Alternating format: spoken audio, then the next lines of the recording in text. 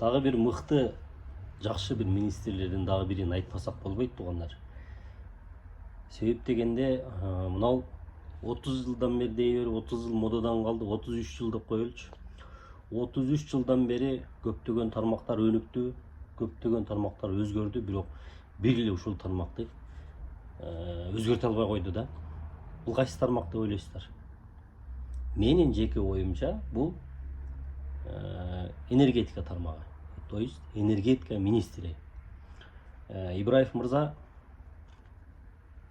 ал деле тажрыйбасы көп, жогорку кызматтарда иштеп жүргөн инсан, бирок ушул киши келгенде бир өзгөрүү болуп, мындай жылыш болобу деген ой болгон, бирок эмнегедир болгон жок да. Акыркы убактарда сиздер деле байкап көрүп атсаңыздар керек. Эртең менен светти өчүрөт, кечинде бир убакта жандырат.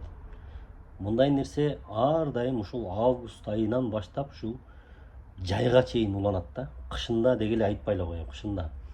Баягы үнөмдөйбүз деп атып, башка кылабыз деп атып деле кышында жогорку кеңеште отуруп, кышында үзгүлтүктүсүз болот. Бардык даярбыз кышка дейт, бирок ошентсе дагы кышка даяр эмес. Же буну текшерген адам жок, же бир карап койгон адам жок. Мен түшүнбөйм. Мен мисалы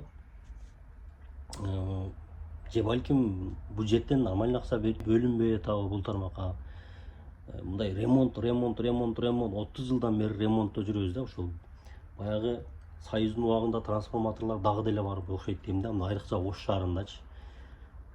Ошолорду эмнеге мындай күчтүүрөөк, чоңураак трансформаторлорго алмаштырып, кайра кийинки жылы дагы ремонт деп ай сайын светти өчүрүп, азыр элдин жашоосу 90% светке байланыштуу. Туугандар, бизнес, ишкерлер көп, салыкты төлөп атышат, светиңди төлөп атышат. Туура, абоненттер өтө көп, пайдалануучулар өтө көп, бирок ошого жараша алар акчасын төлөп атат. Азыр 90% адамдар светти төлөбөй койгон адамдар жок да, төлөйт да. Үзгүлтүксүз төлөйт. Анан жанагы акылдуу счетчиктерди коюп койгон, төлөбөсө өчүп калат свет.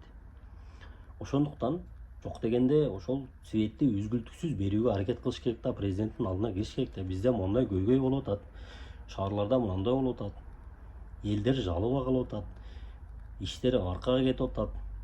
Азыр мына кышка чейин бүтүрүп алайлы деген курулуш тармагында курулуш кылып аткандар канча, башка кылып аткандар канча. Ушуну мындай кылыш керек да. Мен түшүнбөйм да. Абоненттер көбөйдү, пайдалануучулар көбөйдү дейт, бирок ошого жараша светтин баасы дагы кымбаттап атпайбы? 2020 жылдан бери канча? Мен жеке билишимче адашпасам бир 2 жолу көтөрүлдү да светтин баасы. Бирок эл ошого нааразы болуп чыккан жок да. Болуп төлөйлү деп атат. Төлөйлү. Бизге үзгүлтүксүз светти бергиле, жанагы ошого лимитти токтотуп койгула. Лимит деген бале бар да. Бул жер үйлөрдө отоплениясы жок жер үйлөрдө өтө кыйын маселе.